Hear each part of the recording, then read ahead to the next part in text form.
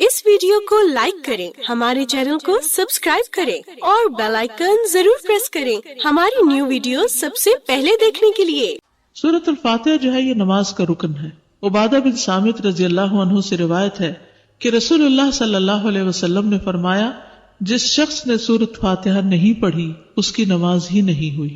जिस शख्स ने सूरत फातिहा नहीं पढ़ी उसकी नमाज नहीं हुई। और ये सही बुखारी की रिवायत है। एक और रिवायत मुस्नद अहमद की है। अबू हुरैरा रज़ी अल्लाहु अन्हु फरमाते हैं कि रसूलुल्लाह सल्लल्लाहु अलैहि वसल्लम ने फरमाया, हर वो नमाज जिसमें सूरत फातिहा न पढ़ी जाए वो नाकिस है, नाकिस है, नाकिस है, मुकम्मल नहीं। अरबी के अल्फाज देखिए, कुल्लु सलातिन ला युक़रअ फीहा बिफातिहतिल किताबी फहिया खिदाजुन, फहिया खिदाजुन, फहिया खिदाजुन, गैर तमामिन, तमाम नहीं, मुकम्मल नहीं। इमाम के अलावा मुक्तदी को भी सूरत फातिहा पढ़ने का हुक्म है। नबी सल्लल्लाहु अलैहि वसल्लम के असहाब में से एक सहाबी से मरवी है, कहते हैं कि नबी सल्लल्लाहु अलैहि वसल्लम ने फरमाया, शायद तुम लोग इमाम की किरात के दौरान किरात करते हो, शायद तुम लोग इमाम की किरात के दौरान किरात करते हो। आपने 2 या 3 मरतबा ये सवाल दोहराया, यानी जब इमाम पढ़ता तो लगता तुम भी कुछ पढ़ रहे हो। सहाबा ने अर्ज किया, या रसूल अल्लाह, वाकई हम ऐसा करते हैं। आप सल्लल्लाहु अलैहि वसल्लम ने फरमाया, बस ऐसा न किया करो इल्ला ये कि तुम में से कोई सूरत फातिहा पढ़े। अच्छा, उसमें क्या होता है, आपने रमजान वगैरह में देखा होगा कि जब तरावी में इमाम किसी ऐसी सूरत पे पहुंचता है तो मुक्तदी भी साथ पढ़ने लगते। मसलन कौन सी सूरत, सूरत यासीन, सूरत रहमान, यानी इमाम पढ़ रहा है साथ खुद भी पढ़ना शुरू हो जाता है और इमाम पे वो चीज मुश्तबे हो जाती है, क्योंकि हल्की हल्की आवाजें भी इकट्ठी होकर इमाम को डिस्टर्ब करती हैं और उसकी किरात में खलल आता है। तो इस तरह नहीं पढ़नी चाहिए। हाँ, सूरत अल-फातिहा जो है वो दिल में यानी आहिस्ता आवाज में पढ़ लेनी चाहिए, उसको भी ऊंचा नहीं पढ़ना, मुक्तदी इमाम को खलल नहीं डाल सकता। अबू हुरैरा कहते हैं कि रसूलुल्लाह सल्लल्लाहु अलैहि वसल्लम ने फरमाया, जो शख्स कोई नमाज पढ़े और उसमें उम्मुल कुरान यानी सूरत अल-फातिहा न पढ़े तो ऐसी नमाज नाकिस है, नाकिस है, नाकिस है, कामिल नहीं। ये वही रिवायत है जो पीछे आपने सुनन नबी दाऊद की देखी। अबू साहिब कहते हैं, मैंने कहा, ए अबू हुरैरा, मैं बाज़ औक़ात इमाम के पीछे होता हूँ तो फिर मैं क्या करूँ, तो उन्होंने मेरी कलाई दबाई और कहा, ए फारसी, उसे अपने नफ्स में पढ़ा करो, यानी दिल में पढ़ा करो। अच्छा, ये भी हुक्म क्यों है, ताकि फिर हमारा फोकस नमाज की तरफ हो। यानी वैसे हम देखते हैं ना, इमाम पढ़ रहा है तो हम फिर कोई और सैर करने लगते हैं कहीं। तो जब हमें ये हो कि हमें भी साथ साथ दिल में दोहराना है उसको, तो फिर तवज्जो रहती है नमाज की तरफ। यानी वो फारसी नस्ल के थे ना अबू साहिब, तो अबू साहिब कहने की बजाय कहा वो फारसी, समझाने का एक तरीका है, और उन्होंने मेरी कलाई दबाई। तो इससे ये पता चलता है कि उस्ताद जो है वो किसी अल्टरनेट नाम से भी पुकार सकता है, और बाज़ औक़ात एक चपत छोटी सी लगा के या एक ये नहीं कि डांट डपट और बहुत मार पिटाई, लेकिन मुतवज्जे करने के लिए, ताकि बात समझ में आ जाए। सूरत फातिहा क़याम में होगी, यानी दुआ इस्तिफ्ताह के बाद। ये क़याम अभी चल रहा है, जो हम शुरू किया था ना क़याम का तरीका। अबू हुरैरा रज़ी अल्लाहु अन्हु से रिवायत है, उन्होंने फरमाया, हर नमाज में क़िरात करनी चाहिए। फिर जिन नमाजों में रसूलुल्लाह सल्लल्लाहु अलैहि वसल्लम ने हमें बाआवाज़ बुलंद सुनाया, हम उनमें तुम्हें बाआवाज़ बुलंद सुनाते हैं, और जिनमें आपने हमसे क़िरात को पोशीदा रखा उनमें हम भी तुमसे पोशीदा रखते हैं। और अगर तू उम्मुल कुरान से ज्यादा क़िरात न करे तो भी काफी है, और अगर ज्यादा पढ़ ले तो बेहतर है। इसका मतलब क्या है, मसलन ज़ोहर की नमाज इमाम साहब पढ़ा रहे हैं, उन्होंने अल्लाह अकबर की, अब आप चाहे तो चाहे चुप रहे, चाहे आप इस्तिफ्ताह की दुआ पढ़े, लेकिन सूरत फातिहा तो आपको लाजमी पढ़नी है। और उसके अलावा क़िरात, अगर कुरान की कोई सूरत पढ़ना चाहते तो पढ़ लें, अगर नहीं पढ़ रहे तो भी इमाम की क़िरात जो है वो आपको काफी हो जाएगी। ठीक है। इसी तरह मसलन इमाम बुलंद आवाज से नमाज पढ़ा रहा है, जहरी नमाज है, और उसमें जितनी देर सुकूत करता है, जहां जहां खामोश होता है वहां आप अपना पढ़ लें, और जब सूरत फातिहा बुलंद आवाज से पढ़ेगा तो दिल में सूरत फातिहा पढ़ लें, और जब वो कोई और सूरत मिलाएगा तो खामोशी इख्तियार करें। यानी ये नहीं कि वो सब्बिह इस्म रब्बिकल आला पढ़ रहा है और आप साथ पढ़ना शुरू कर दें, ये नहीं करें। उस वक्त आप क्या करें, खामोशी से उसको सुने। इसी तरह अगर इमाम नमाज पढ़ा रहा है और आप पहुंचे हैं जरा देर से, तो सुभानक अल्लाह वगैरह नहीं पढ़े, डायरेक्ट सूरत फातिहा शुरू करें ताकि आपकी पूरी हो और आप इमाम के साथ रुकू पे जा सकें। अगर आपने किरात का कुछ हिस्सा नहीं पाया तो कोई बात नहीं, फिर भी आपकी वो रकत पूरी हो जाएगी।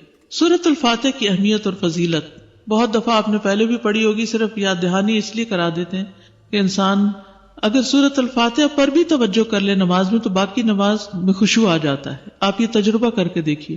اگر آپ نے سورۃ الفاتحہ کو کیچ کر لیا نا کہ اس کو غور سے توجہ سے ترجمے کے ساتھ پڑھ لیا، ترجمے کے ساتھ مرادی کے دل میں اس کا معنی دہرا رہے ہیں، تو آپ دیکھیں گے کہ آپ نماز میں ٹک جاتے ہیں، پھر نماز میں فوکس قائم ہو جاتا ہے. لیکن اگر شروع سے ہی دھیان نہیں جمع تو پھر بعد میں بھی دھیان جمانا مشکل ہوتا ہے. 7 مثانی کہا جاتا ہے سورۃ الفاتحہ کو. قرآن مجید میں آتا ہے وَلَقَدْ آتَيْنَاكَ سَبْعًا مِّنَ الْمَثَانِي وَالْقُرْآنَ الْعَظِيمِ، بلا شبہ یقیناً ہم نے آپ کو بار بار دہرائی جانے والی 7 آیتیں اور بہت عظمت والا قرآن عطا کیا ہے.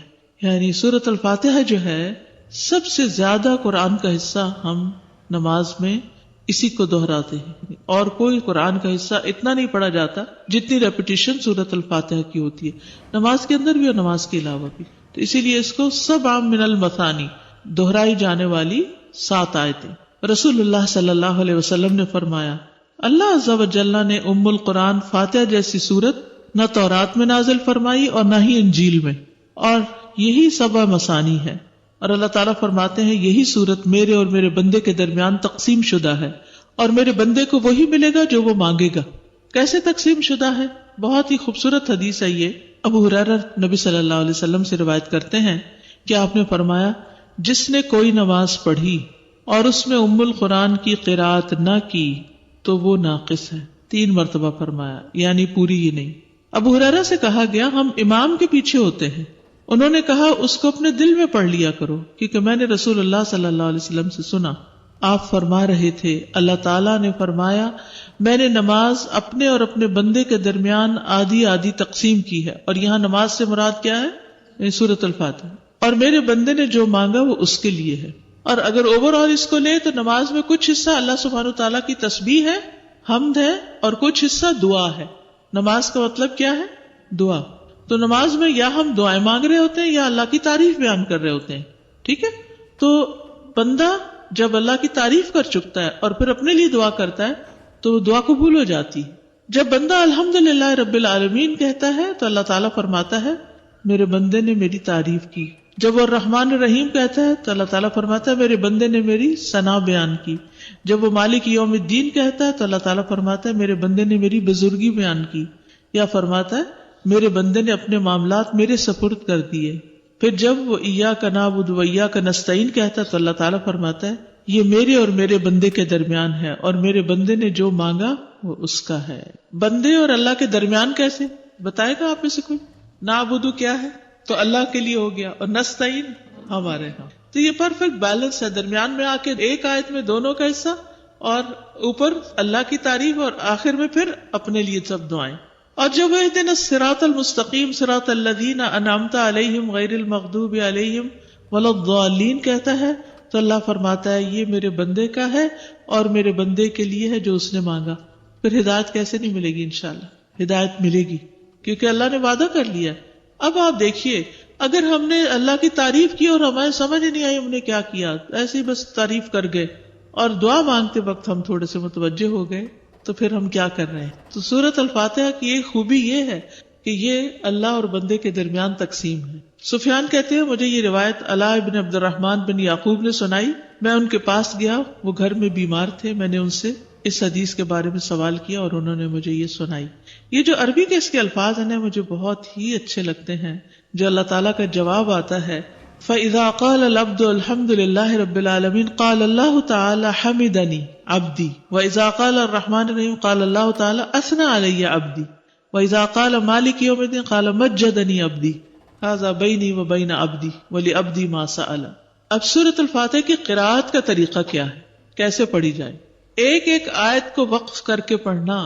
ام سلمہ سے مروی ہے کہ ان سے رسول اللہ صلی اللہ علیہ وسلم کی قراءت کے متعلق پوچھا گیا تو انہوں نے فرمایا کہ آپ ایک ایک آیت کو وقف کر کر کے پڑھتے تھے. پھر انہوں نے سورۃ الفاتحہ کی پہلی 3 آیات کو توڑ توڑ کر پڑھا، یعنی توڑ توڑ کے یعنی کہ آیت بیچ میں توڑ دی بلکہ ہر آیت پہ وقف کیا. بسم اللہ الرحمن الرحیم الحمد للہ رب العالمین الرحمن الرحیم مالک یوم الدین. اور پھر کہتی ہیں کان یقطع قراءتہ آیتن آیتن، کہ نبی صلی اللہ علیہ وسلم ایک ایک آیت کو وقف کر کے پڑھتے تھے. پھر آپ صلی اللہ علیہ وسلم الفاتحہ پڑھتے، آپ اس کی ایک ایک آیت الگ الگ کر کے پڑھتے، بسم اللہ الرحمن الرحیم پڑھتے، پھر رک جاتے، پھر الحمدللہ پڑھتے، اور پھر باقی بھی اسی طرح آخر تک. اسی طرح آپ کی تمام قرات تھی. آپ آیات کے اختتام پر رک جاتے اور ایک آیت کو دوسری سے ملا کر نہیں پڑھتے. کبھی نبی صلی اللہ علیہ وسلم مالک یوم الدین کی جگہ ملک یوم الدین بھی پڑھتے دوسری قرات سے.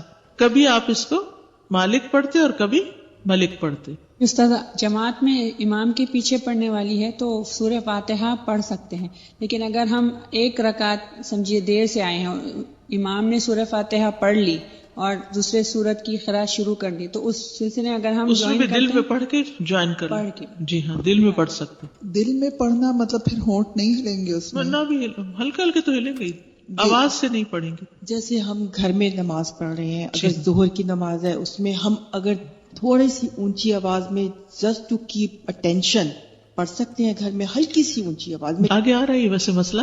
جی، جہری نمازیں جو ہیں ان میں اگر عورت گھر میں اونچی آواز سے پڑھتی ہے تو یہ مستحب ہے، یعنی پڑھ سکتی ہے. اور اگر وہ نہیں چاہتی اونچی آواز میں پڑھنا تو پھر دل میں بھی پڑھ سکتی ہے، اس کے لیے اجازت ہے. لیکن پسندیدہ یہی ہے کہ جیسے مغرب، عشاء اور فجر میں وہ اونچی آواز سے پڑھے. اگر جس میں اونچی آواز سے جس میں اونچی آواز سے نہیں پڑھے گا اس میں پھر دل میں پڑھنا چاہیے. جی ہاں. سازا جی، یہ سوال بہت فریکوینٹلی آتا ہے کہ جیسے جب جماعت میں اگر لیٹ جوائن کیا ہے اور سب کچھ اسکپ کرنے کے باوجود بھی الفاتحہ آپ کی مکمل نہیں ہو سکی اور امام صاحب رکوع میں چلے گئے ہیں، آپ نے الفاتحہ آدھی پڑھی، آدھی سے تھوڑی زیادہ پڑھی، تو اس میں پھر اس میں اگر چند سیکنڈ کے وقفے سے آپ کی پوری ہو رہی تو پوری کر کے پوری کر کے ذرا سے توقف کر کے چلے. بہت لمبا نہیں، لیکن اتنے نہیں ہو کہ آپ کو رکوع ہی مس ہو جائے. رائٹ ایز لانگ ایز آپ کو گیس ہے کہ آپ مکمل کر لیں گے ان کے اٹھنے سے پہلے تو آپ کر کے چلیے. چند سیکنڈ میں سورت پوری ہو جاتی. جی. سورت الفاتحہ کی قرات کے بعد آمین کہنا، اس کے دلائل کیا ہے؟ صحیح بخاری کی روایت ہے، ابو ہریرہ سے روایت ہے کہ نبی صلی اللہ علیہ وسلم نے فرمایا جب امام آمین کہے تو تم بھی آمین کہو، کیونکہ جس کی آمین فرشتوں کی آمین کے موافق ہو گئی اس کے گزشتہ گناہ بخش دیے جائیں گے. ابن شہاب کا کہنا ہے کہ رسول اللہ صلی اللہ علیہ وسلم خود بھی آمین کہتے تھے، یعنی صرف مقتدی نہیں بلکہ خود بھی. نبی صلی اللہ علیہ وسلم کا بلند آواز سے آمین کہنا، وائل بن حجر کہتے ہیں رسول اللہ صلی اللہ علیہ وسلم جب وَلَضَّالِّينَ پڑھتے تو آمین کہتے اور اس کے ساتھ اپنی آواز بلند کرتے. رسول اللہ صلی اللہ علیہ وسلم جب ام القرآن سورۃ الفاتحہ کی قرات سے فارغ ہوتے تو آواز کو بلند کرتے ہوئے آمین کہتے. السلسلہ صحیحہ کی روایت ہے، اور پچھلی جو تھی سنن ابی داؤد کی اور اس سے پچھلی بخاری کی. آسمان پر فرشتوں کا آمین کہنا، یاد رکھیے جب آپ عبادت کر رہے ہوتے ہیں تو آپ کا ایک تعلق جو ہے وہ آسمان والوں سے بھی ہو جاتا ہے. ابو ہریرہ رضی اللہ عنہ سے روایت ہے کہ رسول اللہ صلی اللہ علیہ وسلم نے فرمایا جب تم میں سے کوئی آمین کہتا ہے تو آسمان پر فرشتے بھی آمین کہتے ہیں. اگر دونوں کی آمین ایک دوسرے سے مل جائے تو اس نمازی کے تمام گناہ بخش دیے جاتے ہیں. یعنی اتنا فائدہ ہے. آمین بھی ایک طرح سے دعا ہی ہے. آمین کا معنی کیا ہے؟ اللہم استجب، اے اللہ قبول کر لے جو دعا ہم نے کی ہے. یعنی امام آمین کہہ رہا ہوتا ہے، فرشتے آمین کہہ رہے ہوتے ہیں، مقتدی آمین کہہ رہے ہوتے ہیں. سب مل کے کیا چاہتے ہیں کہ جو ہم نے مانگا ہے وہ ہمیں مل جائے.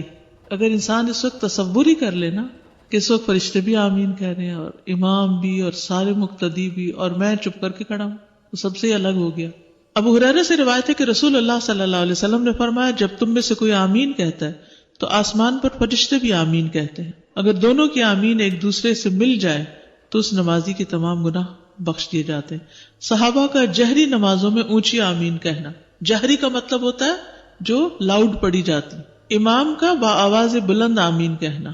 عطا رحمہ اللہ بیان کرتے کہ آمین ایک دعا ہے. ابن زبیر رضی اللہ عنہما اور ان کے مقتدیوں نے اتنی زور سے آمین کہی کہ مسجد گونج اٹھی. اور اب بھی آپ نے جمعے وغیرہ کو سنا ہوگا کہ کس طرح پوری مسجد میں آواز گونج جاتی. ابو ہریرہ اپنے امام کو کہا کرتے تھے کہ مجھے آمین سے محروم نہ کرنا. اگر مل کے کہہ رہی ہے تو کوئی حرج نہیں. جی نافع کہتے ہیں کہ ابن عمر رضی اللہ عنہما آمین کہنے کو کسی صورت نہیں چھوڑتے تھے بلکہ دوسروں کو بھی اس کے متعلق ترغیب دیا کرتے تھے. اور میں نے آمین کے متعلق ان سے اچھے کلمات سنے. بلکہ اس کے اوپر ایک حدیث بھی ہے، اس وقت میرے سامنے نہیں، کہ جس میں کوئی صحابی روایت کرتے ہیں کہ انہوں نے صف میں پیچھے سے آمین کی آواز سنی کسی خاتون کی. اچھا، لیکن اس میں جلد بازی نہیں کرنی. امام آمین کہے تو پھر آمین کہنی ہے آپ نے. نبی صلی اللہ علیہ وسلم نے فرمایا جب امام آمین کہے تو تم بھی آمین کہو، کیونکہ جس کی آمین فرشتوں کی آمین کے ساتھ مل گئی اس کے پچھلے تمام گناہ بخش دیے جائیں. جی ساتھ ہی کہیں گے نا، امام آمین کہے تو یعنی یہ نہیں کہ اس سے پہلے ہی جی ابھی ان کا دعا لین نہیں ہوتا تو لوگ آمین کہہ دیتے ہیں. یہ نہیں ہونا چاہیے. اصل میں کسی بھی چیز کو جب ایگو کا مسئلہ بنا لیا جاتا ہے نا تو مسئلہ کبھی حل نہیں ہوتا. اگر ایگو کا مسئلہ نہ ہو، دلائل سامنے ہو، تو انسان کہتا ہے یہ چیز بہتر ہے میرے لیے، میں یہ لے لیتا ہوں. جیسے بازار آپ کچھ چیز لینے کے لیے جاتے ہیں، ایک چیز لیتے ہیں اور تھوڑا آگے جاتے ہیں اس سے بہتر نظر آتی ہے، تو آپ کیا یہ نہیں کرتے کہ پچھلی والی واپس کر دیتے ہیں وہیں کھڑے کھڑے، اور جو دوسری والی ہے وہ گھر لے آتے ہیں، کیونکہ آپ کو دوسری زیادہ کنوینئنٹ، زیادہ بہتر، زیادہ فائدے کی، زیادہ دیر پا لگ رہی ہے. زندگی کے ہر معاملے میں ہم یہی کچھ کرتے ہیں، لیکن دین کے معاملے میں ریجڈیٹی اور ایگوئسٹک اپروچ جو ہے اس کی وجہ سے ہم مسئلے سالو نہیں کرنے چاہتے. آمین کی اہمیت. آمین کہنے پر فرشتے تو جواب دیتے ہی ہیں، آمین کہنے پر اللہ کا جواب دینا. صحیح مسلم کی روایت ہے، ابو موسیٰ رضی اللہ عنہ نے کہا کیا تم نہیں جانتے کہ تمہیں اپنی نماز میں کیسے کہنا چاہیے؟ رسول اللہ صلی اللہ علیہ وسلم نے ہمیں خطبہ دیا، آپ نے ہمارے لیے ہمارا طریقہ واضح کیا اور ہماری نماز ہمیں سکھائی.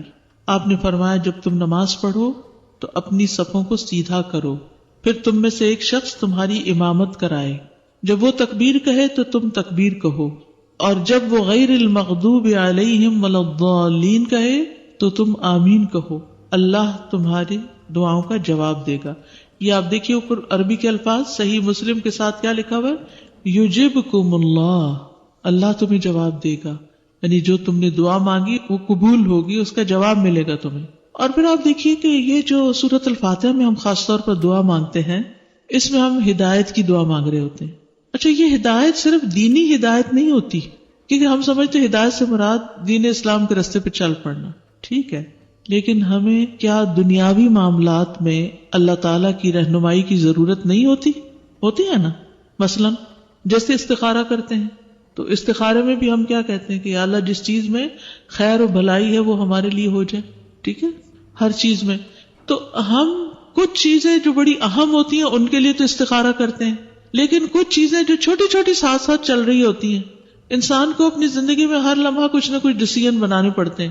مثلا کورس کو جوائن کرنا تو ایک بڑا فیصلہ ہوگا، لیکن اس کے علاوہ بھی جیسے یہاں سے جب چھٹی ہوگی تو گھر جاتے ہوئے ہو سکتا ہے جب آپ گاڑی موڑیں یہاں سے تو آپ سوچیں اچھا پہلے میں گروسری کر لوں یا پہلے میں فلاں بیمار کی عادت کر لوں یا گاڑی سیدھی چلی جاؤں.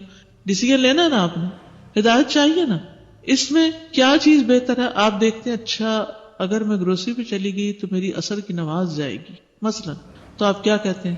میرا خیال ہے مجھے گھر ہی چلنا چاہیے. پھر آپ کہتے ہیں نہیں میں فلاں جگہ جاتی ہوں، وہاں مسجد بھی قریب ہے تو نماز پڑھ کے گھر چلی جاؤں گی. ٹھیک ہے، اب آپ ایک کے بعد ایک چیز اپنے دل میں ڈیسائیڈ کر رہے ہوتے ہیں. آپ کی آخرت کے اعتبار سے سب سے بہتر آپشن کون سی ہے؟ بعض اوقات انسان اس میں کنفیوز ہو جاتا ہے، خود فیصلہ نہیں کر پاتا. تو یہاں بھی آپ کو رہنمائی چاہیے ہوتی ہے کہ یا اللہ ادھر جاؤں یا ادھر جاؤں. جس بندے کا ایک ہارٹ کنیکشن ہوتا ہے، دل کا ایک تعلق ہوتا ہے اللہ سبحانہ وتعالیٰ کے ساتھ، وہ اللہ سے باتیں کر رہا ہوتا ہے تو وہ چھوٹی چھوٹی چیزوں میں اس سے مشورے کر رہا ہوتا ہے، اپنی زبان میں باتیں کر رہا ہوتا ہے اپنے رب سے، یا اللہ میں اب یہ کروں یا یہ کروں. کیونکہ عموماً ہماری کنفیوژن انہی چیزوں میں تو رہتی ہے. مثلا آپ اکثر بیمار رہتے ہیں تو آپ کو کوئی سمجھ نہیں آتی کہ میں کروں تو کروں کیا. یا اللہ مجھے سمجھ نہیں آتا کہ میں کیا کھاؤں اور کیا نہ کھاؤں. مجھے نہیں پتا کہ کون سی چیزیں میری صحت کے لیے ٹھیک نہیں. میں یہ دوا کھاؤں کہ نہ کھاؤں. کچھ لوگوں سے سنا ہے کہ اس کا بہت سائیڈ افیکٹ ہوتا ہے. یہ کروں کہ نہ کروں. فلاں نے بلایا ہے جاؤں کہ نہ جاؤں. یہ چھوٹی چھوٹی باتیں جن میں اکثر ہم ڈیسیژن نہیں لے پاتے، جس کی وجہ سے بہت سا ٹائم بھی ویسٹ کرتے ہیں، انرجی ویسٹ کرتے ہیں، اور بعض اوقات غلط فیصلوں کی بنا پر جو غلط کانسیکوینسز اس کے آتے ہیں وہ بھگتنے میں اور بڑے مسئلوں کا شکار ہوتے ہیں. ان سب چیزوں میں ہمیں ایک نماز سے دوسری نماز کے بیچ میں جتنے بھی ہمارے کام ہیں ہم سب میں ہمیں ہدایت چاہیے کہ ہم بہتر فیصلے کریں، کیونکہ ہر فیصلے کا، ہر کام کا ایک نتیجہ نکلنے والا ہے. کچھ تو دو صحیح کے درمیان چوائس ہوتی ہے نا، اور کچھ صحیح اور غلط کے بیچ میں چوائس ہوتی ہے، جس غلط کا آپ کو پتہ ہی نہیں ہوتا کہ یہ غلط بھی ہے. کچھ بہتر اور زیادہ بہتر میں چوائس ہوتی ہے. تو ایسے میں انسان جب اپنا معاملہ اللہ کے سپرد کرتا ہے کہ اللہ آپ میری رہنمائی فرمائیں، آپ مجھے ہدایت دیں. ہدایت ہے کیا؟ مجھے راہ دکھائیں، میرا سینہ کھول دیں، مجھے سمجھا دیں بات کو. تو آپ دیکھیں گے کہ نماز میں بھی اطمینان ہوگا، اور ایک نماز سے دوسری نماز کے بیچ میں جو کام کیا اس میں بھی بڑا اطمینان ہوگا. بعض اوقات کوئی شخص آپ سے مشورہ مانگتا ہے، آپ بہت صاحب علم ہونے کے باوجود بھی ضروری نہیں کہ دوسرے کو صحیح بات بتا سکیں، اس میں غلطی کا امکان ہے. لیکن امانت کا تقاضا کیا ہے کہ آپ میکسیمم کوشش کے ساتھ دوسرے کو صحیح بات بتائیں، چاہے اس کو اچھی نہ بھی لگے پھر بھی بتا دیں. تو اس سے کیا فائدہ ہوگا؟ آپ کا اجر محفوظ ہو جائے گا، آپ غلطی سے بچ جائیں گے، آپ امانت کا حق ادا کر دیں گے. تو ان ساری چیزوں میں ہمیں ہدایت چاہیے ہوتی ہے. تو اس کے لیے ہمیں اللہ سے ہر نماز میں مدد چاہیے. کیونکہ آپ سوچ رہے ہوں گے کہ ہر رکعت میں سورۃ فاتحہ، ہر رکعت میں سورۃ فاتحہ، ہر نماز میں سورۃ فاتحہ، اور نماز ہوتی نہیں سورۃ فاتحہ کے بغیر، اتنی امپورٹنٹ چیز. تو اس کی کوئی وجہ ہے، ایسے ہی بے وجہ یہ نماز نہیں بنا دی گئی. ٹھیک ہے نا؟ یعنی یہ نماز کا طریقہ ہیپیزڈ چیزیں اکٹھی کر کے ایک نماز نہیں بن گئی. یہ تو تمام انبیاء کو دی گئی تھی، اور یہ تو نبی صلی اللہ علیہ وسلم کو معراج پہ جب تشریف لے گئے تھے اس وقت تحفہ دیا گیا تھا. اور یہ بیسٹ عبادت ہے، عبادت کا سب سے بہترین طریقہ جو قولی بھی ہے اور فعلی بھی ہے، جس میں ایکشنز بھی ہے اور اس میں اسپیچ بھی ہے. یہود کا آمین سے حسد کرنا، نبی صلی اللہ علیہ وسلم نے فرمایا یہود نے کسی وجہ سے تم سے اتنا حسد نہیں کیا جتنا سلام اور آمین کی وجہ سے. اور یہ دونوں ہی چیزیں بڑی مشکل ہیں. ہم اپنے بچوں کو سلام نہیں سکھاتے. کیوں نہیں سکھاتے؟ کیونکہ ہم خود نہیں کرتے، اور یہ اپنی غلطی ہوتی. اور خاص طور پر وہ بچے جو کسی اسلامک اسکول نہیں جاتے، کسی مسجد نہیں جاتے، صرف گھروں میں تو کلچر ہے نہیں سلام کا. آپ انہیں سلام کر کے دیکھیں گے مجال جواب دے جائیں، ایک نہیں، دو نہیں، 10 ہو 20 ہو، کریں ذرا سلام جا کے. ابھی یہاں سے فارغ ہوں گے نا، بہت سے بچے آپ کو رستے میں مل جائیں، ذرا کریں سلام ان کو. اگر کوئی بچہ جواب دے جائے تو وہ آپ کو پہچانتے ہی نہیں، وہ کیوں سلام کریں؟ حالانکہ سلام جنت میں لے جانے والے کاموں میں سے ہے. تم مومن نہیں ہو سکتے جب تک محبت نہ کرو، اور محبت ہو نہیں سکتی جب تک کہ آپس میں سلام نہ کرو. چلے ٹھیک ہے، باہر نہیں آپ جانتے کسی کو، نہ حال حلیے سے پتہ چلتا ہے کون کیا ہے، کوئی مسلمان ہے، سکھ ہے، عیسائی ہے، کون ہے، کیونکہ سب ایک ہی رنگ میں رنگے ہوئے ہیں. تو مسجد کے اندر تو ظاہر نماز کے صف میں وہی کھڑا ہے جو مسلمان ہے، کسی اسلامک کلاس میں تو وہی جا رہا ہے جو مسلمان ہے. تو اگر اس وقت بھی سلام نہیں کرتے ایک دوسرے کو تو پھر کیا کرتے؟ تو یہ دو چیزیں جو ہیں یہ بہت، جسے کہتے ہیں نا میجک ورڈز، تو ان کو اس سے تشبیہ تو نہیں دینی چاہیے، لیکن گولڈن ورڈز کہہ لیں کہ جس میں فائدہ ہی فائدہ. آپ صلی اللہ علیہ وسلم نے کیا فرمایا تھا؟ افشوا السلام بینکم.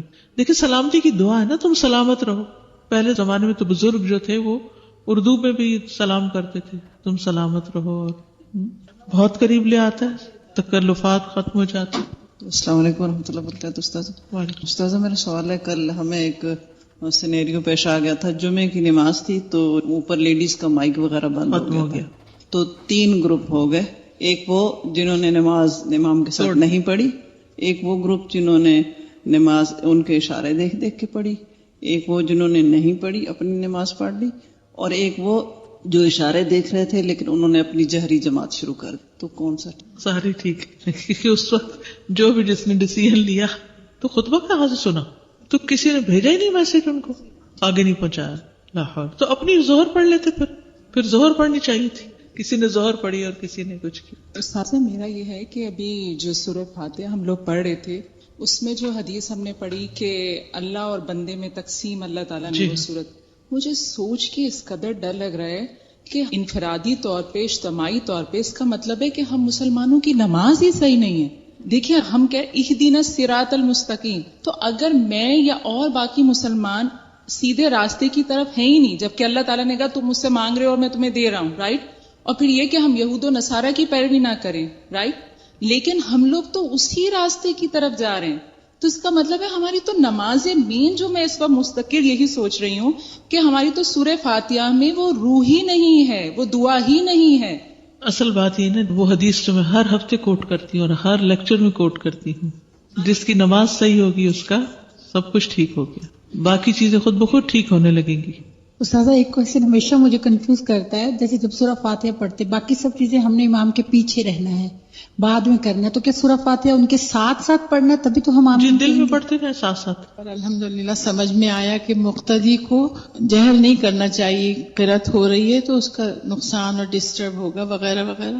لیکن جیسے عام زندگی میں جب تکبیر ہوتی ہے اور بہت سے لوگ ہیں تو دھیمی دھیمی آواز سے مجھے تکبیرات آپ کی ہوتی ہے سبجیکٹ چینج ہونے کا وغیرہ، تو ہم بھی کہنے لگتے ہیں اللہ اکبر لا الہ الا اللہ قدرتی طور پہ جیسے ساتھ، تو یہ بھی غلط ہے یہاں نہیں. اگر کوئی فوکس کی بات نہیں ہے تو خیر ہے، کوئی نہیں، اس میں اتنی بڑی بات نہیں کہہ سکتے.